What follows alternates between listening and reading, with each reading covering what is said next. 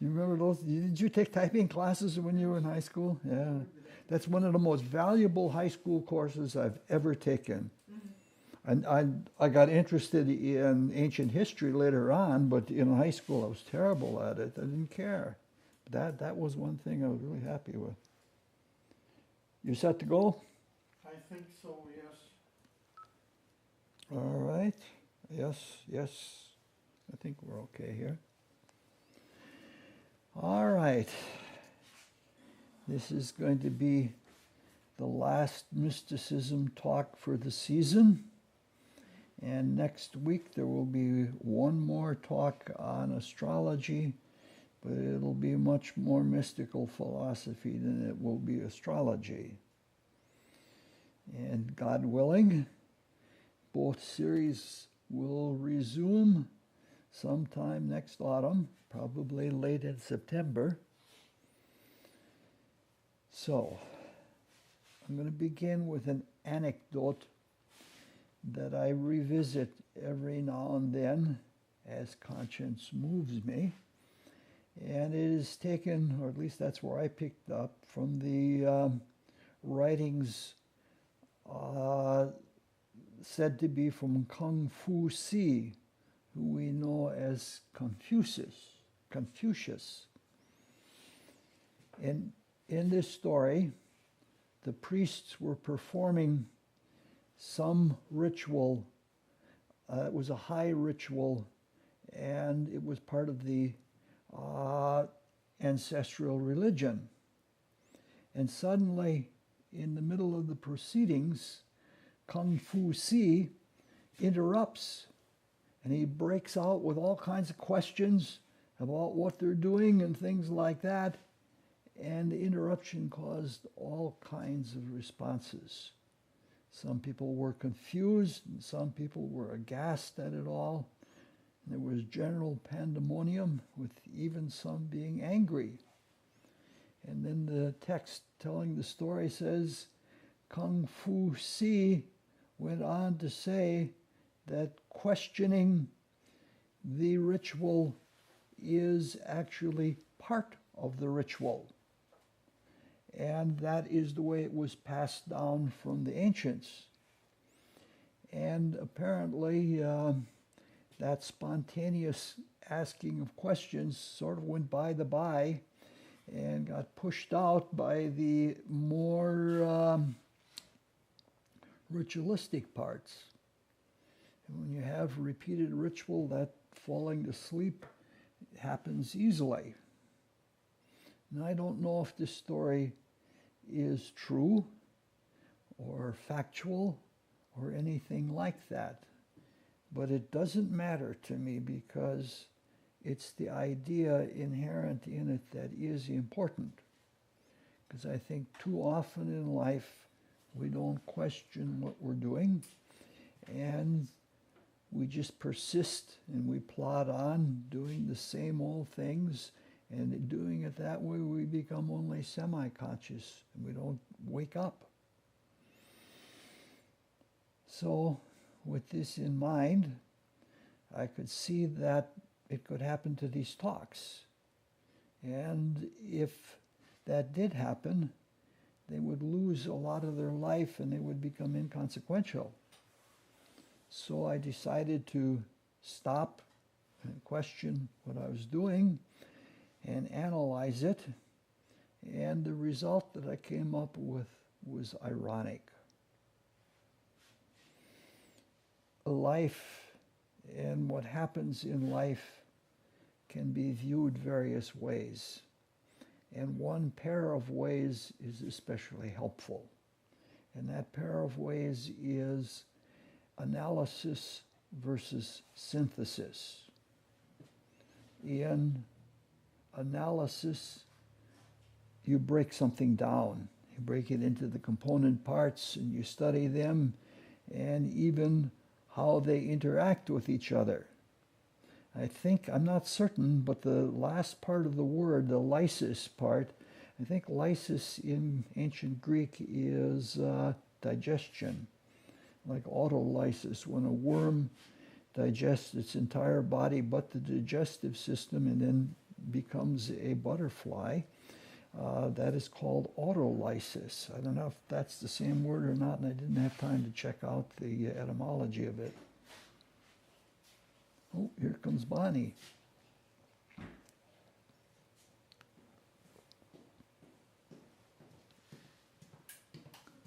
Good evening. Hi.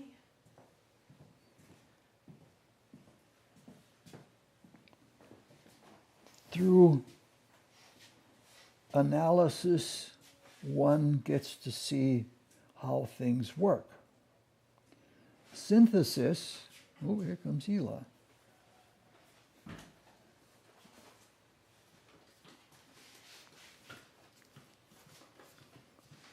With a lovely blue dress like that, everything, tardiness is forgivable.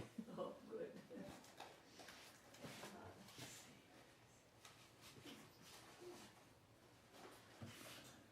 Synthesis, as the word suggests, puts things together, and it puts things together to a common end. It's a much more creative activity. If something is a really good synthesis, one doesn't even think about the component parts. One has the end in mind and improvises to get to that end. And that's the entire activity. Now, we're studying the human life cycle. And in the human life cycle, there are two phases. The first takes place from a spiritual inspiration, as deep as we go in the spiritual worlds at this time in the creation. It goes from there until the death period. And that first part of the human life cycle is primarily synthetic.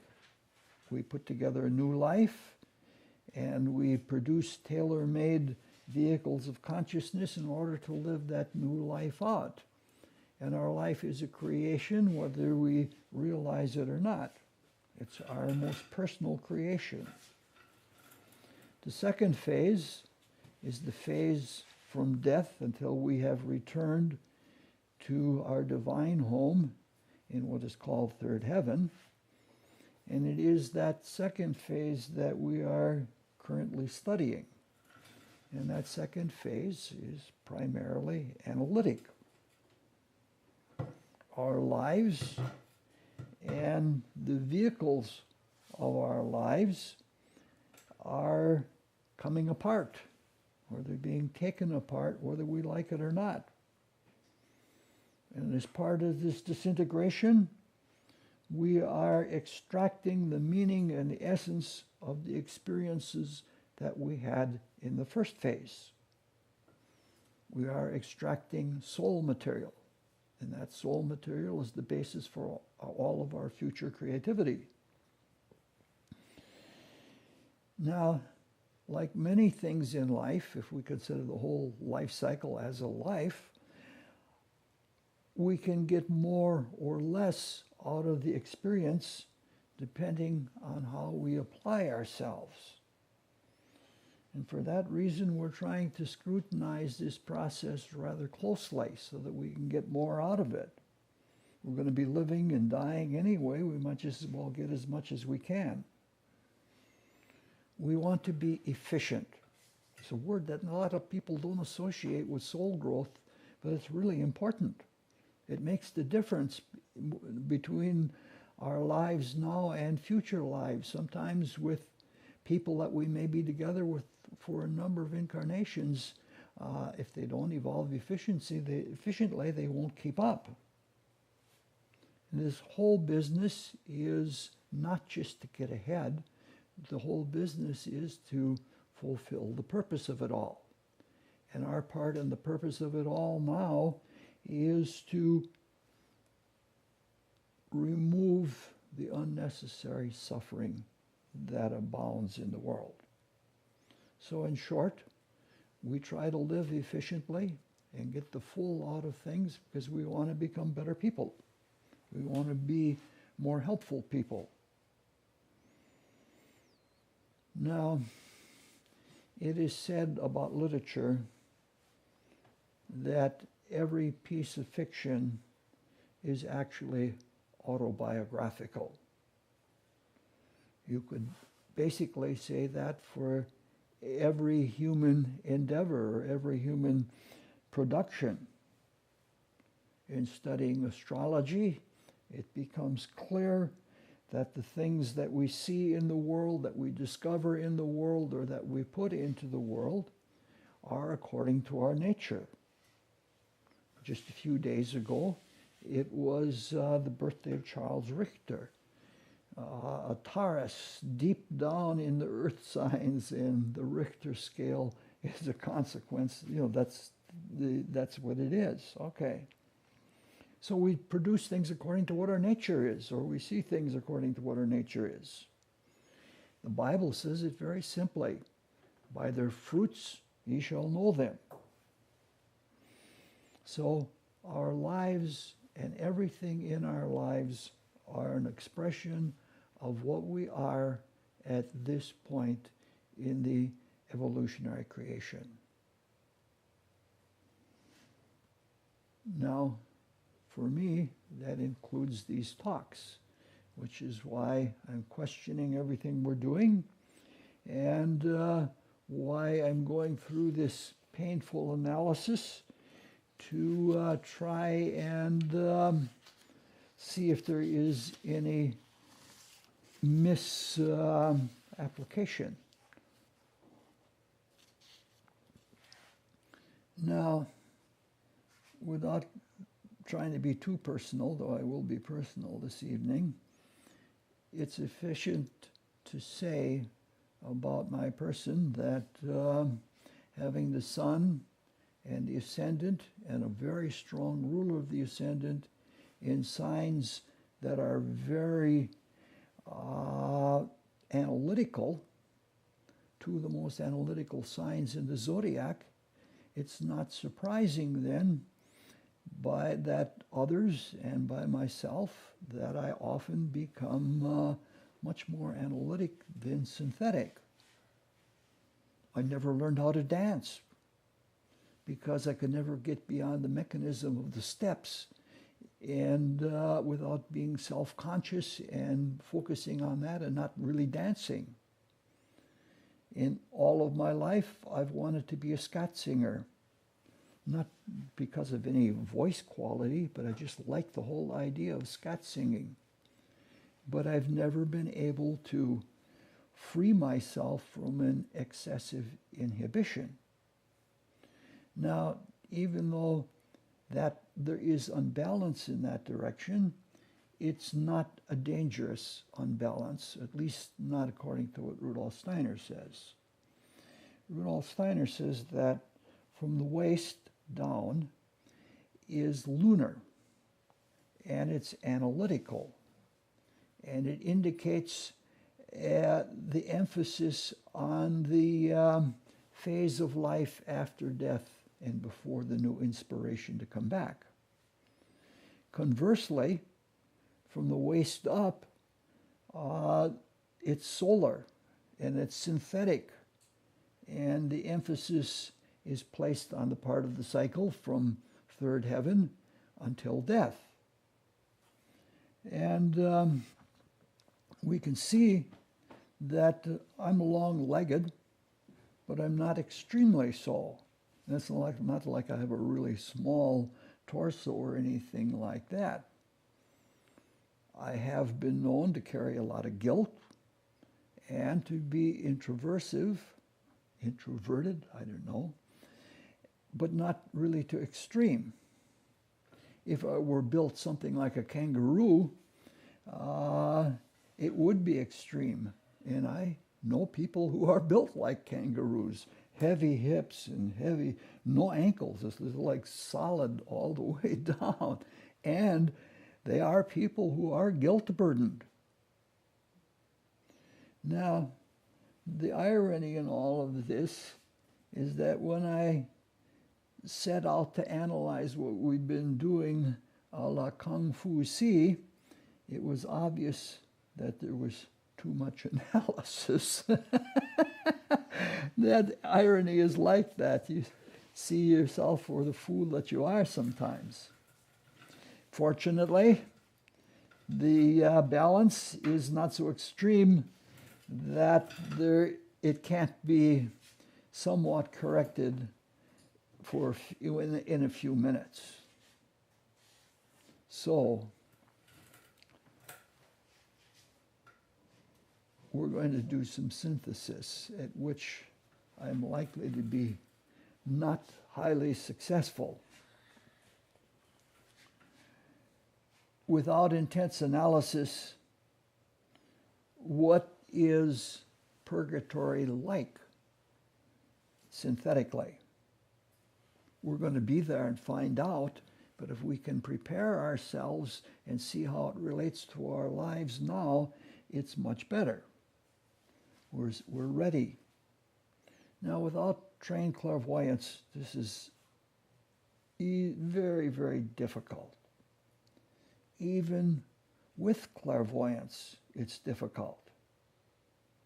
Now, events that occur in the purgatorial existence are not extremely different from events here, because a big part of purgatory, as we're seeing, is the reliving or the unliving of the life that we just finished. And so we have to experience the same events again, but we're seeing that we experience them differently. The viewpoint is different, and even the spatial recognition of it is different. The intensity level and the experience of time are different, but this is something that we didn't know, not something that we didn't know before. The laws in the desire world are different than the laws here in the physical world. However, if we recognize that we're functioning this very moment concurrently in the desire world while we're living in the physical worlds. So things are not radically different in that way. It's just a matter of discriminating one world from another, which is something we can do in this life. We can discriminate what is in the desire world and what is in the physical. And that amounts to just wakening up to desire. In life, we might find some people who are repulsive, and we react to the repulsion. But we don't usually say, that's desire. Our lives here are simultaneous in all of the worlds that we function. And it's to our betterment to be able to separate and discriminate what is done in one world and what is done in another. And that's where clairvoyance comes in. Now, the powers of discernment magnify greatly if we do self-observation, especially in introspection. Now, in trying to transform personal vices, I have learned that it's very important when things come up in my consciousness to be able to say to myself, that's desire. And when I first discovered this thing about a dozen years ago, and I went through a day and tried to note every time that desire was manifest in me and said, that's desire, it had a powerful effect on my consciousness. Before we can change something, we have to know what it is that needs changing. And so that recognition that comes by watching yourself in action and being able to identify it is very important. Most people don't do this. I don't do it all the time. And because of that, we're only semi-conscious. We are functioning in the desire world, but we're not completely conscious of the fact that we are. Most people continue in the same moods and attitudes and beliefs that they've had for years and years, maybe even lives and lives. They live in the same emotional illusions and that they've had all along. The intensity might be different, but the tone isn't. We have what we would call emotional habits or desire habits. And this carries into the desire world after death. Suppose, for example, a person dies in a horrible accident, and in that accident, their arm is ripped off. And while they're dying, they see their arm being ripped off. Now, very frequently, in the purgatorial period in the desire world, that person will continue to conceive of themselves without an arm. And that is the way they will appear to others in the desire world, because they have concluded that my arm is gone, and they hang on to that notion. And they'll continue to do that until someone can bring their attention to it. That's part of the work that invisible helpers do. A big part of the work that invisible helpers do is to let people know that they're dead, and that things are different, and that they have work to do, and there are things that they can and cannot do with alacrity in the desire world. And it's sad that there aren't enough people to go around that are awake or even intending to help people in such a simple manner as that. Now, in a previous talk, we mentioned that some have seen the lower desire world as a hell with intense and interminable torture. In that talk, we mentioned that things last in the desire world, or their duration in the desire world, is to a large extent due to intensity. If we have an intense desire, that desire will linger on for a long time. We didn't at that time discuss the constancy of pain. It is possible that one could suffer constant pain, but it's unlikely. Some people hold grudges, and they may hold those grudges for decades, but they don't hold them all the time. They're not consciously in a state of begrudgment. If someone could hold an unbroken, extremely long-term anger, that would be quite a prodigy. And that would be a person that would be almost worthy of awe. Eternal attitudes are only in the spirit, because only the spirit is eternal. Some people try very hard to be base and sustain that baseness, but it's rare that somebody can hang on to something long. So we can see, we have seen in past talks that we relive moments of intense emotion or intense desire, especially if there are events that those moments surround. Now, we've already seen that we relive according to the intolerability and instability of the desire form due to the amount of repulsive force there is. We have intense moments or periods of experience. And it's unlikely for anyone that it is interminable. So we can see now that things are intermittent in our life in the desire world. Sometimes there's activity and sometimes there isn't. It isn't like it's all one big toothache with different tones to it continuously. So if we want to depict purgatory, and we want to do that accurately, we can see that from our life here. Now the question becomes, when we once realize this, what happens in between those intense experiences? To answer that, we're basically asking another question. We're asking, is there a time in life when we aren't feeling anything? When we're completely blah, so to speak.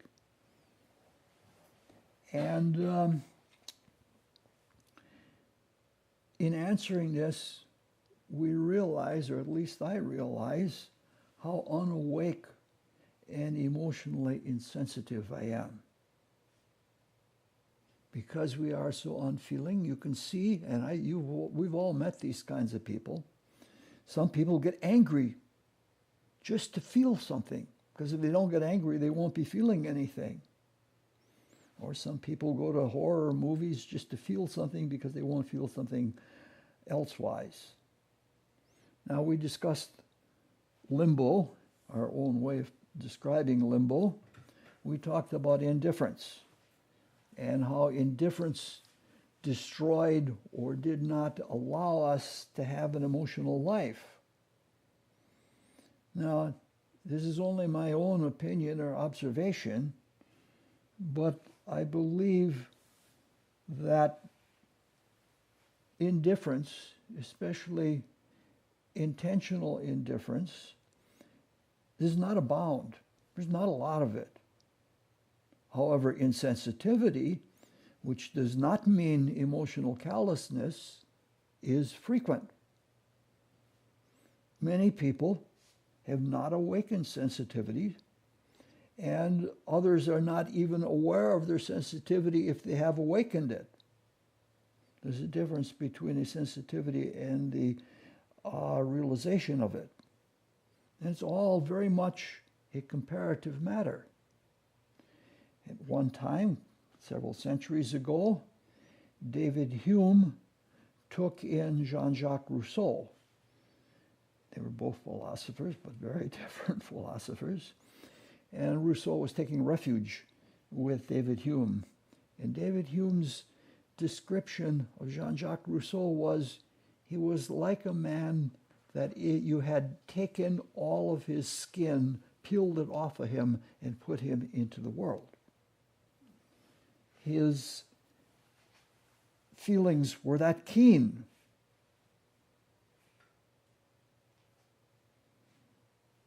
In passing, it should be mentioned that Rousseau was a Cancer, which is the sign that most represents feeling. Now, to give anything of a real understanding about this is something that I am unqualified to do. I'm not even sure that when it comes to the desire world and the desire body, that I am completely aware of what is behind sensitivity in the desire world. There have been things that I've been sensitive to without knowing it, but relatively unaware. And there have been things that I have been sensitive to that people pointed out to me, and immediately I recognized that sensitivity to other, felt others' emotions from that moment on, and I never lost it again. There have been other times that people have tried to bring me to awareness of sensitivity unsuccessfully. But then later on in life, I did wake up to some of them. So, not to say that I am representative of humanity in any way in the general sense, but from my experience, I do believe that there is a lot that I and others are not sensitive to and not aware of. In fact, I would go so far as to say is that sensitivity and awareness in human beings, at least in the desire world, is relatively mute. That's what evolution and spiritual development is all about. It's developing new things, and we haven't done very much to develop the desire body. Developing desire world clairvoyance is an amplification of our ability to desire and focus in such a way that we have centers of perception that we can perceive the desires in others. That's what desire world clairvoyance is about. But even though there's intensity and sensitivity, it's not about spectacular things. It is about being more sensitive to nature's finer forces, is the way it's often been said.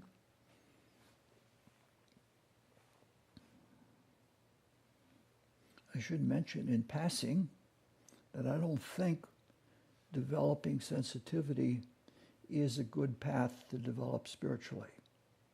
I think if we strive to put ourselves in touch with the purpose of all things and to work to the ends of the purpose of all things and love and serve, all the awareness and the desire world will come along, it'll follow.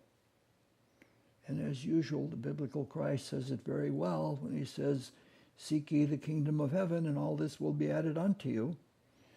And just one statement says it all very clearly. Now, long-term emotional attitudes, no matter whether intense or feeble or subtle, are called moods. Moods are of varying duration. There are moods that have other moods within them. We've all gone through blue periods, and then within that there were other sub-periods and things like that. In fact, you might say that the basic overall tone of our entire life, the tone that is the color of our desire body, is a mood. We have a mood for life, and you can take the for in that any which way you want. Prepositions are like that. What I'm trying to get at, it's very hard to get at, is that we have an emotional life. And though that life is more subtle than our gross physical life, it is also more alive. In the desire world, in purgatory, that emotional life is amplified. So we can see in our synthesis of what life is like in purgatory, it is something that all of our feelings and reactions and responses and emotions to what is going on are amplified, they're picked up. So we can understand a little bit now what purgatory is like.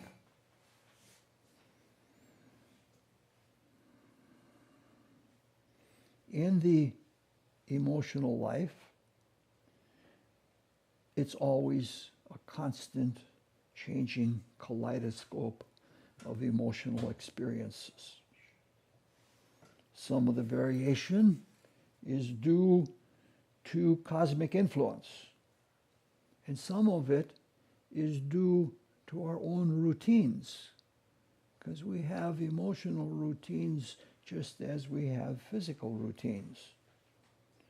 Now, no matter what, whether it is cosmic or whether it is personal, there is a logic why one thing resolves into another. The word psychology means the logic of the soul. And that's what we all try to get at. At least that's what I try to get at with astrology. I find astrology is a wonderful way to understand what's going on in the soul of another person. You can see that transits and progressions and directions and things like that are pretty good ways of seeing what a person is going through at any given time.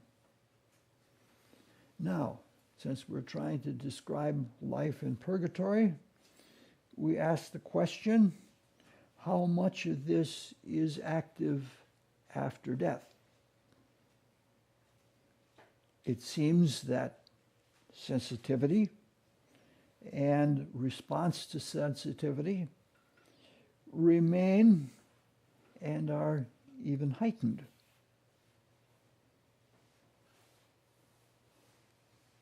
A mass tragedy, such as a war or something like that, in the desire world is felt. And if a person doesn't have a strong conviction in their desire nature, they're swept along by it. I've had that kind of experience in going to a movie. You sit in the movie and something happens in the movie and there's just a sweep of desire that passes through the whole movie audience. And when that happens, if you're not careful, you'll be carried away by it. This is what's behind things like war psychosis and things like that. So these are things, what's happening in the desire world is what people are feeling. I have a friend who I've distanced myself from, whose husband was a spiritual teacher of sorts, had clairvoyance when he was in this world. His intellectual accomplishment and what it all meant didn't impress me. But he currently talks to her. It isn't mediumship, but it's something like that. And he currently talks to her, and he's trying to interpret events in the desire world according to he's trying to interpret them and give meaning to them to her, and then she writes a newsletter and sends it all out. So there are cycles of moods. Some are cosmic and very large, and some of them are personal. I'm sure of the cosmic cycles in the mood, you might say, the psychology of the world, but it is so big and it is so complex that I don't even try to understand it all. I understand some things that run through it, but I can't understand it all. It's way, way, way too big for me. And people in their personal lives are subject to that.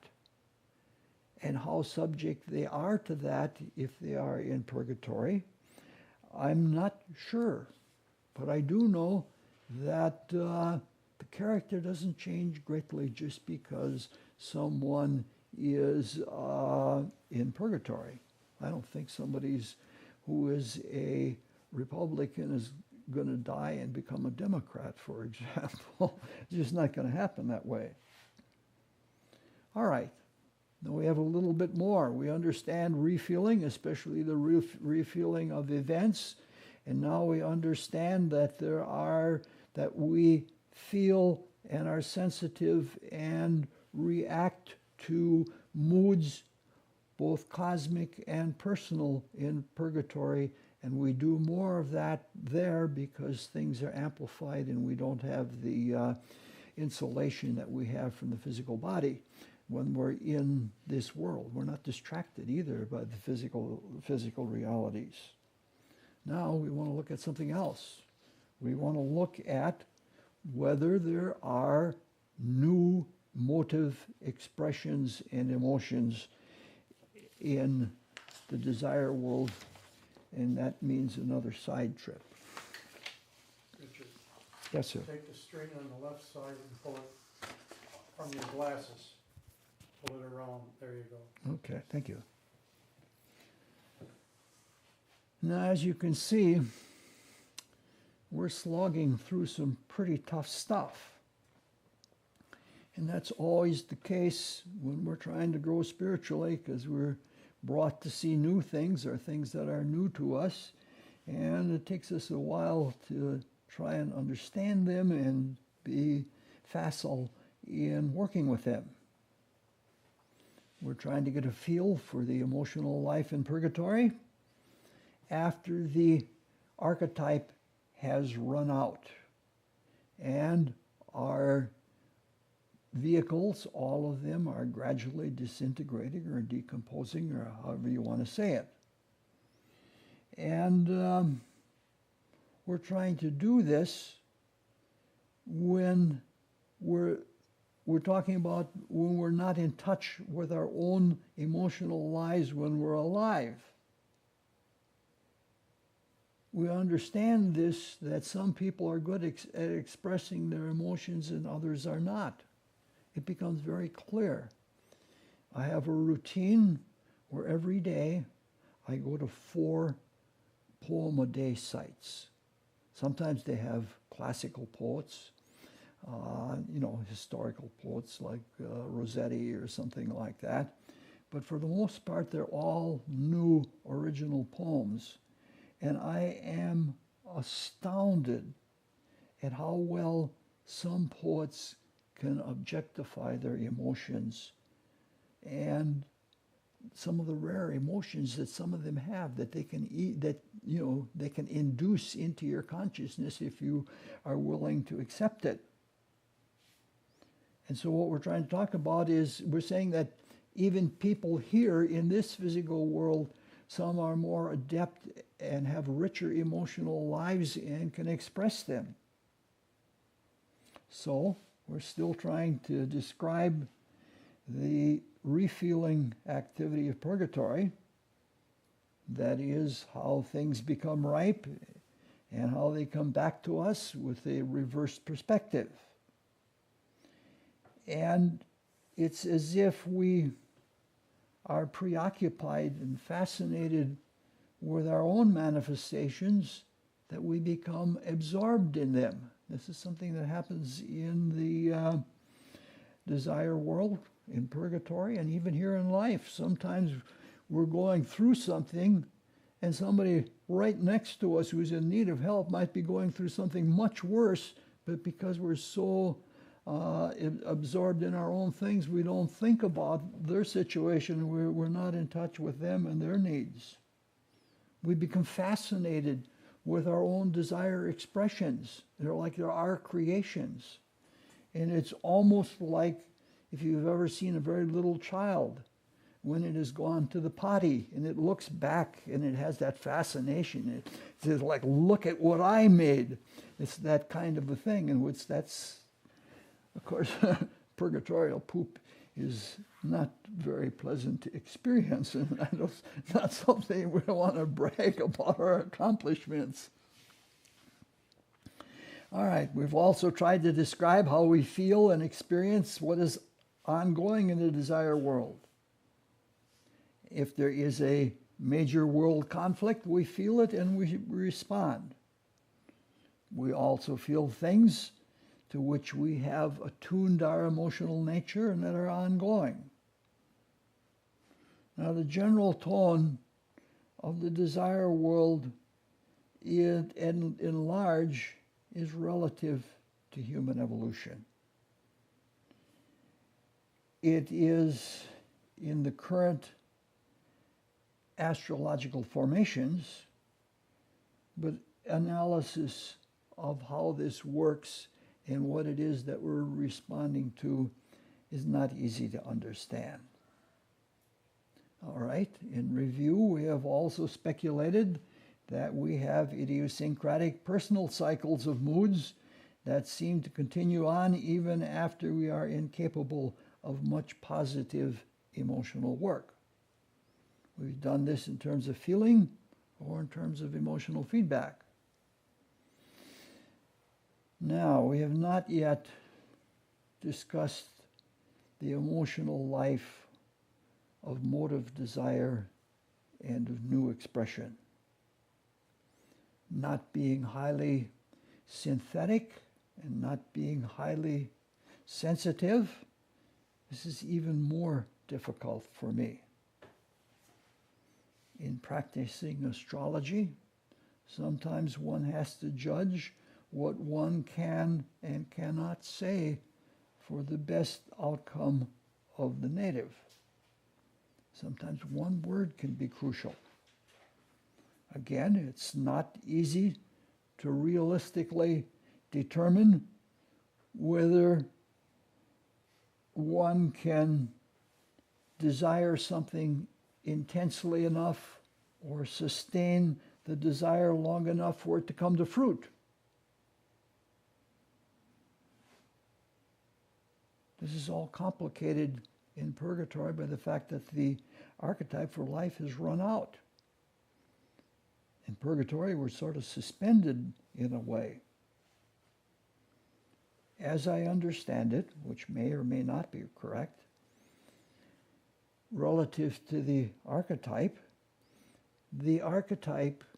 in the whole evolutionary history of motivation and emotionality is sort of like a self-made or an experience-made toehold into the desire world and the emotional activity we have there. Without the archetype running, we're still divine beings, and we're still capable of doing things emotionally, and we can feel desires, but we don't have much traction.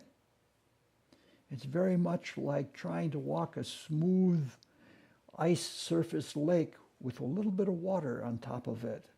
It's very, very slippery, and it's difficult to negotiate or to accomplish anything. Like that old joke of the man that set off to go to work, and an ice storm came, and it got to be so slippery that for every step forward he went 2 steps back, and he got home in record time. That's just a drollism. Now, even during life, it isn't a lot better. We have all have intentions of things we would like to do, but we don't always have the determination to carry them out. Sometimes our desire wanes, sometimes we lose it altogether. Now, there are times that it happens, the really simple little moments where we would like to offer a kind word to someone who's suffering, but somehow we don't have the wherewithal to get it out. And then the opportunity slips away. Now, there are examples that illustrate that the deceased in purgatory can not only express positive desires, even with that lack of traction, without the archetypal activity, and they can even affect things here in the physical world. There are lots of cases reported of it. Every now and then you read about a case in the paper, though hardly anybody reads papers anymore, of a child being saved by some invisible force, which is usually the deceased mother who still looks after the child, and with the extreme urgency of the situation can manifest something in the physical world to protect that child or to save it from something.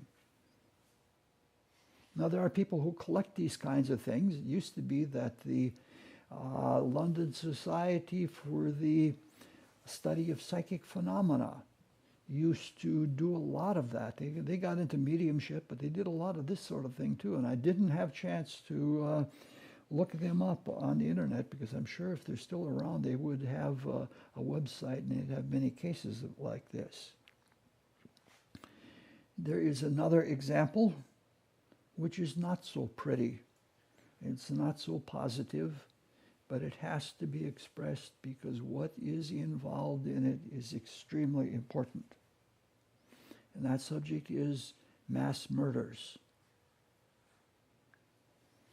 Modern Christian mystics claim that mass murders are the direct result of capital punishment. Punishment is not a divine activity. It is a perverse human notion. Capital punishment is societal vengeance. And the person who is about to be executed knows this. And you can see this. I just ran into a case today. Oh, yeah. All right, I can't say that one. If you remember when Timothy McVeigh did the thing at Oklahoma City and he was going to be taken by capital punishment, all sorts of people lined up and saying, I'll push the button. And that, that's societal vengeance. He did this to good people, therefore we need to get him back. Then there was that, what was the name of that man down in Nevada? Oh, that's a long time. That's 25 years ago. He killed 2 people in a holdup of a gas station or something like that. And I think that in Nevada that they used the firing squad. And this man was a brassy man. And he stood, I think, in front of the firing squad or whoever was taking him out by capital punishment. He said, let's do it. And if you have somebody that has that kind of pride, and they know that there is societal vengeance, and suddenly they're thrust into the desire world, the lower desire world in purgatory, they carry that. And they attract themselves to people who are dissatisfied with society. And they pester them.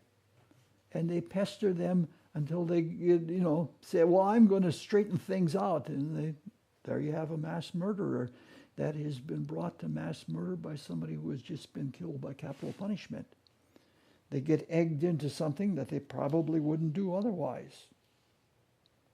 We need to keep these kinds of thoughts in the air so that we can get beyond this barbaric notion that we have capital punishment. And the thing that I find the most painful and the most deplorable is that there are a lot of people who call themselves Christians who are pro-capital punishment.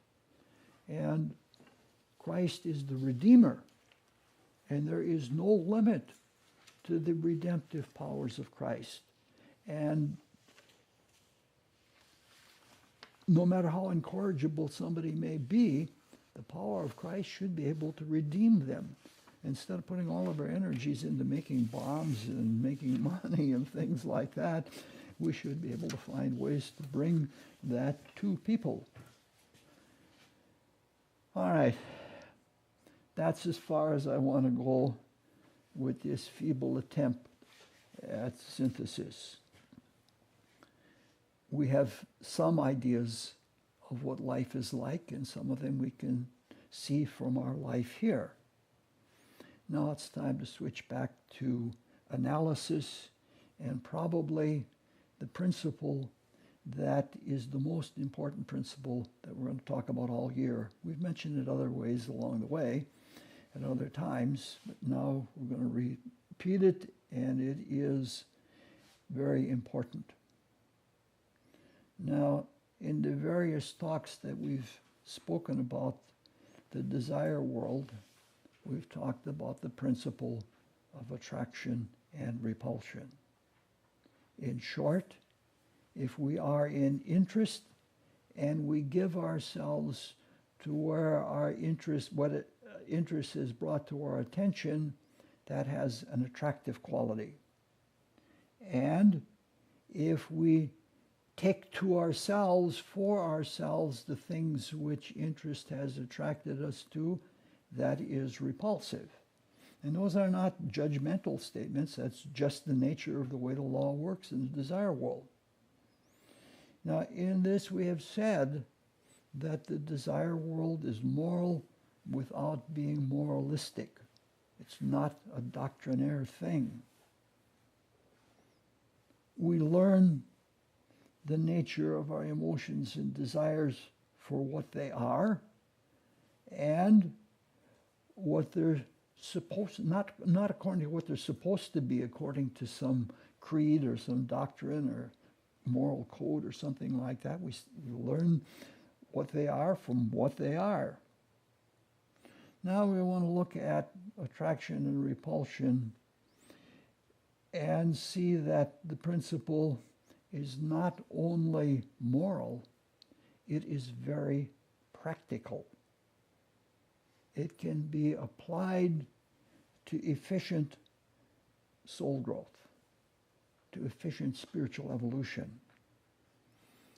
Now, in the past we've said that the higher desire world is like the higher part of each world, or of all the worlds put together.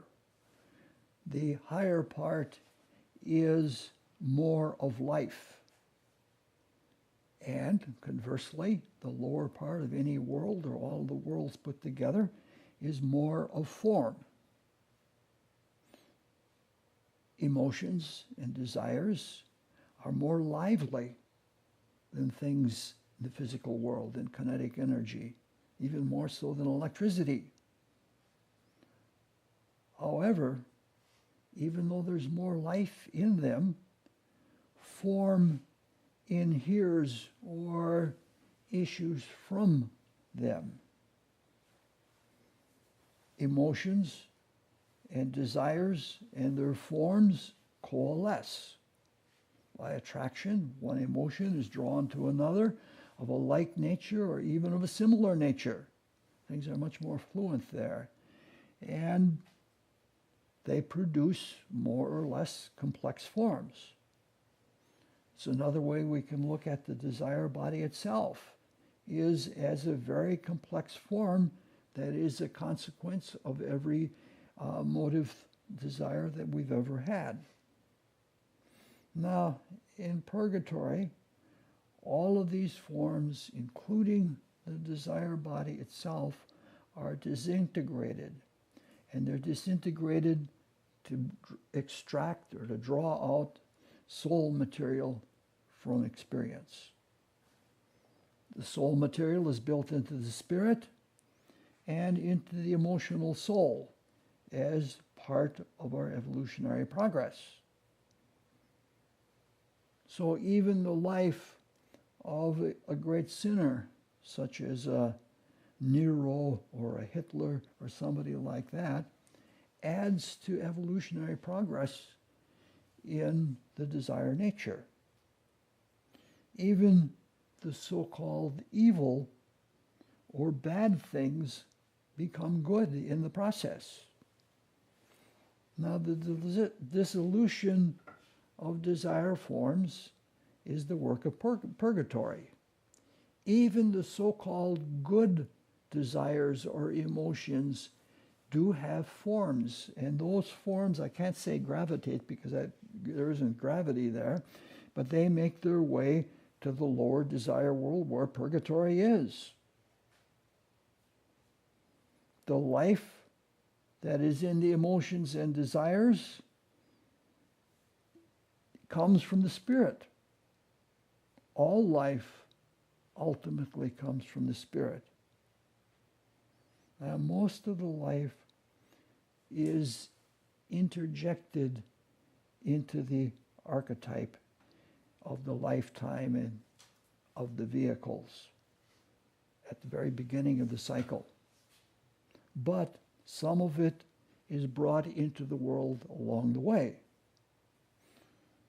We just saw that some is even brought in during the unwinding, which is what purgatory is. There's still opportunity to bring in new things. It's minimal, and it's difficult to do. Now, when that initial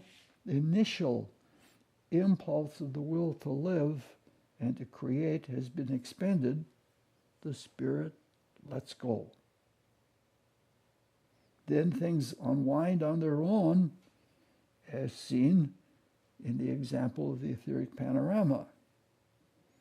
This is because everything is held together by the original giving of the spirit, the will to be.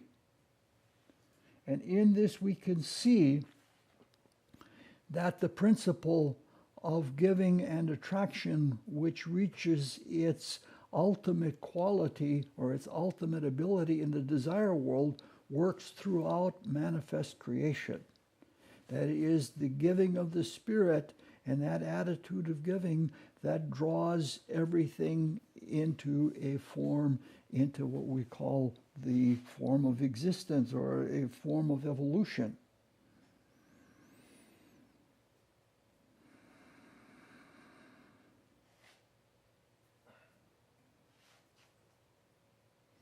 The more the Spirit gives at the beginning and along the way, the more fruitful the life will be, because more things will come to it, even if it is coming to it as an intuition. Basically, we get out of life what we put into it. And as spiritual aspirants, one of our goals is to be continuously awake and continuously aware and giving throughout the entire life cycle. And that includes purgatory. Yeah, purgatory is the time that we unwind and extract soul material, but it will not be as effectively done as if we really give ourselves to it. If we give ourselves to it, we learn our lessons more quickly, and things are more sharply defined, and there will be more intuitive insight. So the question is, how do we give ourselves to purgatorial activity? And the answer is extremely ironic in that we give of ourselves by taking. Not all drawing things to ourselves is selfish. Not all ownership is possessive. Some of our owning of our deeds and their consequences is very positive. So this is how we give ourselves to dissolving the desire forms that we have created. We own what we have done. And the more truly we can own what we have done, the quicker and better the disintegrating work is done. It applies not only to purgatory, it applies to retrospection. If we say to ourselves, yes, that is what I did, and own up to it, it's much more likely to be effective. We don't have to torture or punish ourselves in retrospection or purgatory or anything like that. All we have to see is what really we did and what came out of it, and own up to the fact that this is what we did. It works for good things as well as unpleasant things. So when we do this, we'll be much more effective in the future from that moment on. Anytime we own something, we're more effective. So we can see in this that even the repulsive form, if used with correct intention and proper application, turns out to be a very, very good thing, an absolutely necessary thing. so that all the material of the desire world can be dissolved and available instead of being hung up in forms that impede any kind of emotional progress. And that's as far as we're going to go. But if there's anything all year that we have come to that's important, it is the willingness to own what we have done. Impartially, impersonally. Yes, I did that. So-and-so got helped or so-and-so got harmed, and this is what came out of me. Yes, I see that. And that's it. Are there any questions? Yes. If in the synthetic phase our mission is to decrease the suffering in the world, in purgatory, aside from a mother helping a child who is in peril, can there be any orchestration of things that are happening culturally, Yes, but politically, that kind of stuff? that's what we're going to start going into next fall. Okay. Yeah. I always ask the question for the next Yes. time. Yeah, you're the perfect lead-in person. No, that's good. What that does is that means that you're in touch with the line of thought that I'm trying to develop, which hopefully is based on the nature of the reality, so that we can carry on. Yes. What is this dynamic of shedding of blood at death? Like the analogy of the peach pit tearing away and leaving bad stuff behind. Yes. It's How not does on, that affect purgatory or? it's not on topic. He's asked, there is a notion that Christ had to leave the earth by the shedding of blood, because if Christ had left dying of old age or of natural causes, Christ would have to come back to this physical plane repeatedly, because he would, how to say it? The Orient has a term for it. It's called samsara.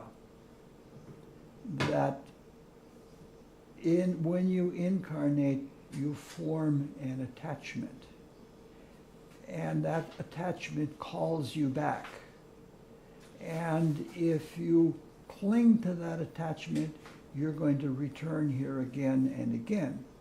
And that Christ was to come at one time to bring in an impulse, and then later on in the higher worlds, in the etheric worlds, in the air, as the Bible puts it, the return of Christ was not to be in a physical body. In fact, if anybody says that they are Christ in a physical body, that's a sign right then and there that they're really not Christ. That attachment is not as strong if a person leaves through the blood. Because any time that you let blood, the etheric energy is released immediately into the environment rather than it being dribbled out while being hung onto by the consciousness, even if it's unconscious attachment, holding it here.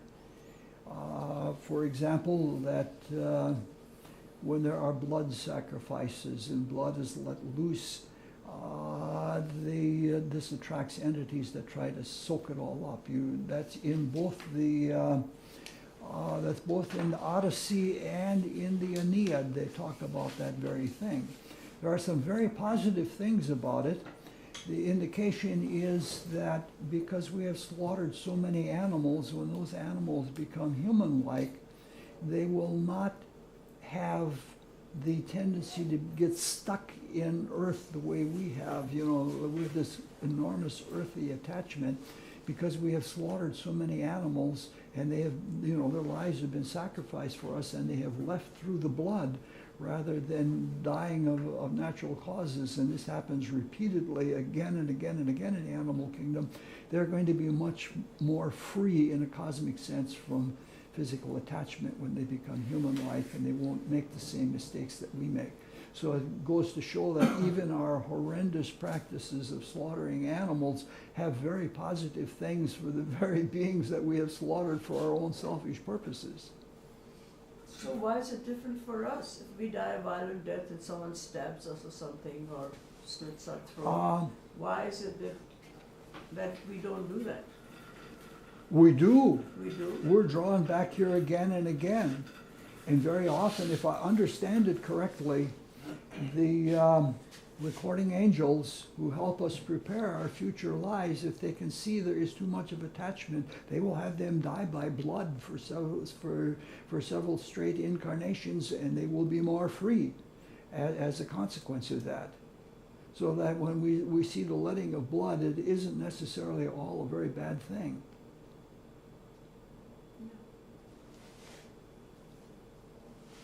Yes. You were saying that we feel intense feelings that we had in life. Yeah. What about people who have emotional disorders like panic disorder, and they feel so intensely fear? Some of it's physiological. What is that? That sounds like suffering. And if they're in purgatory, or can they see it more objectively? Eventually, they see it more objectively. But if you're seeing it from another point of view, the point of view that most of us see, the people who have panic attacks, people who do not have them are not really compassionate about it. You know, in fact, I know people that make fun of people who have panic attacks, saying that's all illusion. And if you see that from that point of view in purgatory, from the person who might even be snickering at your panic attack, that tends to lessen the, you know, you can see through it more, and it's less of a real thing to you after that. One other thing, the interaction of the dead with the living. Yes. Is that possible throughout the whole death cycle, or is that? Yes. It is. But it's much more valuable. You know, like in second heaven, it's not really a valuable thing. I have a friend who lives in the San Francisco Bay Area that has taken a cue from Rudolf Steiner, and he sits every night and reads something from spiritual literature, usually by Steiner, and he reads it aloud for the dead. We have the same thing that happens here. We do this Sunday night prayer meeting, and some of the dead come here to interact with us in prayer. Now, for example, twice, one time very distinctly, Millie has come to the Sunday night prayer group, and she comes, and her presence, you can feel her just as if she had walked in the room physically. So, I actually had that sensation last Sunday, actually. yes. And that's not distracting them from what they need to do? No, you don't do it. You don't have to do it all the time. You know, like that's what I tried to say earlier, that events in life are intermittent, and even though the sense of time and the letting go of things in purgatory is different, it's still intermittent. And so there is sort of like free time there, just like there is free time here.